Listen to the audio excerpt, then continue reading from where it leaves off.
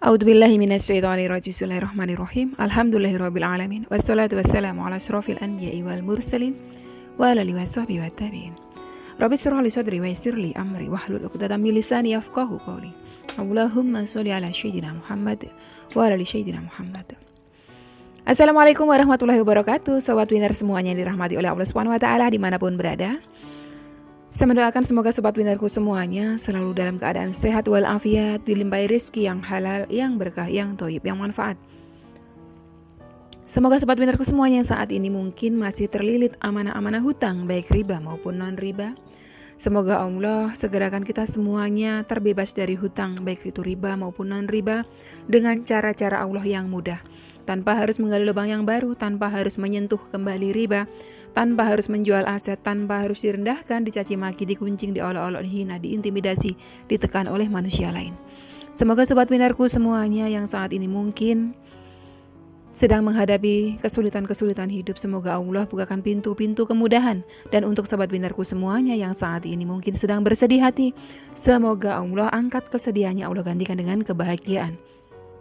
Buat sobat winnerku semuanya yang saat ini mungkin masih belum memiliki pasangan hidup, semoga Allah segerakan untuk menuju halal bersama dengan jodoh yang terbaik dari sisi Allah Subhanahu wa taala. Dan untuk sobat winnerku semuanya yang saat ini masih belum memiliki putra-putri, semoga Allah karuniakan putra-putri yang soleh-solehah. Untuk sobat winnerku semuanya yang saat ini masih berkutat dalam dosa riba, semoga Allah sentuh hatinya dengan hidayah sehingga mau berhijrah meninggalkan riba untuk selama-lamanya. Dan untuk sobat winnerku semuanya yang saat ini sedang berhijrah, semoga istiqomah hijrahnya. Semoga sobat winnerku semuanya saat ini mungkin memiliki hajat seperti saya, ingin berangkat haji maupun umroh.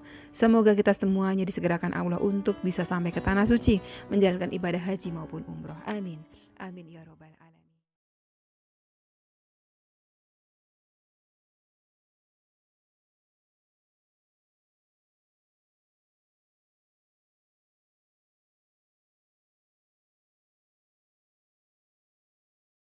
Masya Allah, tabarakallah. Alhamdulillah, puji syukur kehadirat Allah Subhanahu wa taala yang senantiasa mencurahkan rahmatnya, mencurahkan kasih sayangnya, mencurahkan ridhonya untuk kita semuanya.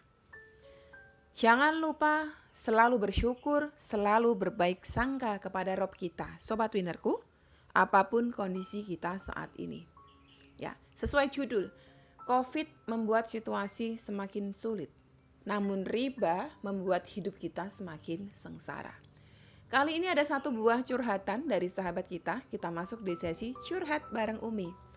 Nama akun beliau Safa Lavina. Jadi saya anggap semua teman-teman yang sudah menuliskan testimoni, menuliskan curhatan ataupun Q&A pertanyaan, ya, di kolom komentar saya akan sebutkan nama akun panjenengan ya. Karena di sana tidak ada permintaan untuk ditutupi. Saya rasa nama-nama seperti ini umum, jadi orang mungkin tidak akan ngeh itu siapa ya. Assalamualaikum warahmatullahi wabarakatuh. Waalaikumsalam warahmatullahi wabarakatuh. Salam santun, perkenalkan saya Suradi. Oh, Bapak Suradi ternyata ya. Salam santun Ugi Pak Suradi. Ustazah yang terhormat, izinkan saya bercerita. Akhir tahun 2019, tepatnya bulan Desember, saya mencari pinjaman sebanyak 50 juta rupiah. Itu saya cari pinjaman semula buat bayar anak saya yang mau berangkat kerja di kapal pesiar. Oh iya, sebelumnya saya sudah berhutang ke sana kemari untuk biaya sekolah pesiar itu. Tapi alhamdulillah, hutang yang dulu-dulu sudah banyak yang lunas ya. Walaupun masih sedikit yang belum lunas, tapi alhamdulillah. Bagus sekali nih, beliau selalu bersyukur. Dan setelah saya ambil pinjaman yang 50 juta, terasa berat beban di pundak, semakin bikin saya dan keluarga tercekik. Ya, semua itu karena awal Januari 2020 Corona hadir di Indonesia. Dan akibatnya, anak saya tidak bisa berangkat ke kapal pesiar dikarenakan COVID-19 yang merajalela. Betul sekali sih. Jadi ketika COVID meledak di negara kita ini, di berbagai belahan negara ya, banyak sekali memang kontrak-kontrak kerja yang tiba-tiba dibatalkan. Padahal harapan saya dulu mencari pinjaman dengan harapan anak saya bisa membayar hutang itu. Tapi ya ternyata gagal berangkat sampai sekarang. Hingga kini saya nggak bisa bayar setoran yang bagi saya sangat berat karena saya juga orang nggak punya. Apalagi di tengah pandemi semua kerjaan saya kacau. Dan pada saat ini saya sekeluarga benar-benar bingung apa yang bisa buat bayar hutang itu. Dan sekarang aset yang saya miliki hanya rumah satu-satunya kini sudah mau disita oleh bank. Ustazah yang terhormat, mohon doakan dan pencerahannya agar bisa cepat bayar hutang dan rumah nggak diambil bank. Terima kasih sebelumnya. Wassalamualaikum warahmatullahi wabarakatuh. Buat Mak Suradi dan juga Sobat Winner yang lainnya, barangkali panjenengan saat ini mungkin menghadapi situasi sulit seperti Pak Suradi ini ya. Langkah yang pertama panjenengan harus sadari dulu, ya kan? Karena kita ini muslim ya. Langkah yang pertama kita harus sadari dulu, kita muhasabah diri. Kita muhasabah diri. Yang jelas kuncinya adalah ya, clue-nya segala sesuatu yang terjadi di muka bumi ini tidak ada yang kebetulan. Semuanya terjadi atas seizin Allah. Contoh, saya dulu tidak pernah berhutang. Tiba-tiba saya jadi berhutang. Saya kenallah dengan namanya aplikasi pinjaman online atau pinjol. Dulu saya nggak pernah punya hutang. Satu ketika saya terdesak dan saya kenal itu, Allah izinkan itu terjadi. Yang kemudian ada hikmah di balik itu sehingga saya bisa menjadi seperti sekarang ini. Percayalah Pak Suradi, panjenengan berhutang di banyak tempat, Allah izinkan itu terjadi. Kalau panjenengan kemudian mau sadar, mau muhasabah diri, insya Allah ada hikmah kemudian hari. Apa hikmahnya? Nanti panjenengan akan sadar. Nanti panjenengan akan tahu sendiri apa hikmahnya setelah itu. Kalau saya dulu, dari saya yang mungkin katakanlah, saya yang dari tidak pernah berhutang terus kemudian berhutang, dari yang dulunya zolim terhadap diri saya sendiri, saya nyemplung ke dalam dosa riba, ya kan?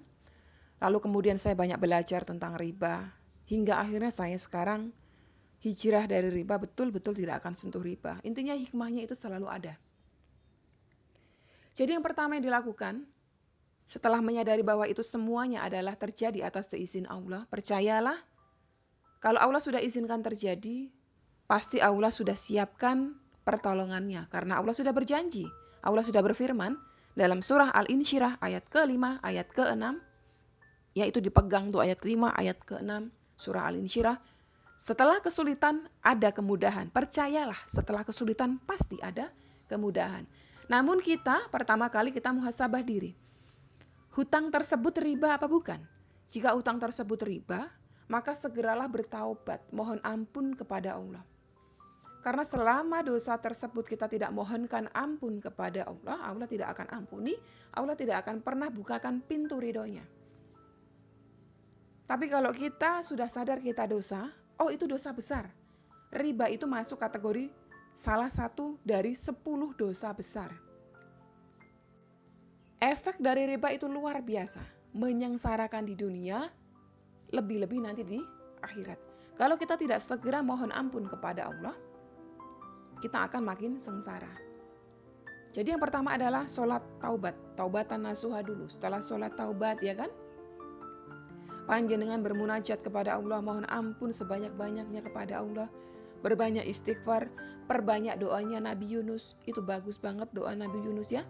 La ilaha illa anta subhanaka inni kuntu minadz dzalimin. Itu bagus banget. Dulu pada saat saya sholat taubat saya baca itu sebanyak-banyaknya, saya baca istighfar sebanyak-banyaknya. Selanjutnya bagaimana setelah sholat taubat itu? Panjenengan lakukan apa yang bisa dilakukan, perbaiki ibadahnya. Sholat wajibnya ketika panjenengan merasa kemarin-kemarin bolong-bolong atau banyak ditinggalkan, panjenengan perbaiki. Panjenengan mulailah untuk bisa tepat waktu. Kita utamakan Rob kita. Mungkin sebab selama ini kita terlalu mengabaikan Rob kita, sehingga Allah pun semakin jauh. Coba kita mulai mendekatkan diri kepada Allah. Sholawat terlebih, jangan ditinggalkan. Sholawat diperbanyak. Karena solawat-solawat itulah yang akan menjadi sebab keridoannya Allah turun kepada kita. Kalau Allah sudah ridho kepada kita, niscaya yang sulit menjadi mudah. Niscaya yang kurang menjadi cukup. Jadi apa yang tadi diamalkan? Sholat taubat, perbanyak istighfar, doa Nabi Yunus, sholat tepat waktu, tambah yang sunnah, sholawatnya dibanyaki. Sholawat apa aja Umi? Apa aja? Sholawat Jibril penarik rizki paling dahsyat Pak Suradi amalkan. Amalan penglaris dagangan atau APD di pagi hari setelah sholat subuh. Sholat tahajud jangan ditinggalkan. Setelah sholat tahajud kalau panjenengan mampu baca sholawat munjiat 100 kali. Kalau panjenengan masih belum mampu karena mungkin masih belajar, panjenengan bisa mulai dengan 11 kali. Tapi setelah sholat fardu 11 kali jangan ditinggalkan. Doa Nabi Yunusnya, istighfarnya kapan Umi? Sholat taubatnya kapan Umi? Sholat taubatnya kalau saya paling bagus saya ngambil di sepertiga malam terakhir. Biasanya saya di sepertiga malam terakhir itu. Sebelum sholat tahajud saya sholat taubat dulu. Sholat taubat, mohon ampun sebanyak-banyaknya. Mau dilanjut sholat tahajud, mau dilanjut sholat hajat boleh. Panjenengan bolak-balik yang mana duluan panjenengan nyaman boleh, silakan. Habis itu perbanyak istighfar, doa Nabi Yunus, lalu kemudian baca sholawat munjiat tadi itu. Dan terakhir saya biasanya hasbunallah wa ni'mal wakil. Hasbunallah wa ni'mal wakil. Minimal 100 kali. Kalau mampu sebanyak-banyaknya. Saya tidak hitung ketika saya sedang kondisi tersulit dalam hidup saya. Kenapa saya suka sekali zikir ini? Selalu saya sampaikan zikir ini itu adalah bentuk kepasrahan kita kepada Roh kita. Kita mengakui bahwa sebaik-baiknya pertolongan hanyalah dari Allah datangnya. Saya baca ini gak cuma di sepertiga malam terakhir. Ketika nafas saya sesak, saya mengingat kondisi sulit yang sedang menghimpit saya selalu lafazkan itu. Karena lafaz itu menenangkan hati saya. Menenangkan hati saya juga mendatangkan pertolongan ya Allah. Nah kalau pagi membaca APD, karena di dalam APD itu sudah ada zikir ya Fattah, ya Rozak, ya Fattah, ya Rozak, ya Fattah, ya Rozak. Ya Fattah sang maha pembuka kesulitan, ya Rozak sang maha pembagi rizki. Untuk kesulitan Pak Suradi ini, karena terkait dengan ekonomi, APD bagus sekali dibaca di pagi hari. Ya. Jenengan atur sendiri wiridnya dengan sesuai dengan kesibukan pekerjaan panjenengan. Karena saya juga nggak tahu kesibukan jenengan apa. Mungkin berbeda dengan saya, mungkin lebih sibuk dari saya, atau mungkin lebih tidak sibuk dari saya. Saya menyusun wirid harian saya yang sudah saya posting di Instagram itu saya sesuaikan dengan kesibukan saya sebagai karyawan. Yang saya rasa sebagian besar karyawan bisa mengamalkan itu. Panjenengan kalau berkenan, kalau mau silakan amalkan wirid harian saya. Di sana itu nanti melatih diri kita, seluruh tubuh kita untuk terbiasa melakukan wirid itu. Kalau sudah terbiasa, jadinya ketika kita mengamalkan enak aja bawaannya. Yang terpenting ibadah itu harus dinikmati, jangan terpaksa atau jangan karena mengejar duniawi. Ya. Saya secara khusus mendoakan untuk Pak Suradi, semoga Allah bukakan pintu-pintu kemudahan buat panjenengan, dilimpahi rizki dari berbagai macam arah, dilunaskan seluruh amanah hutang panjenengan, dikabulkan segala hajat panjenengan, putra jenengan segera bisa berangkat bekerja di kapal pesiar.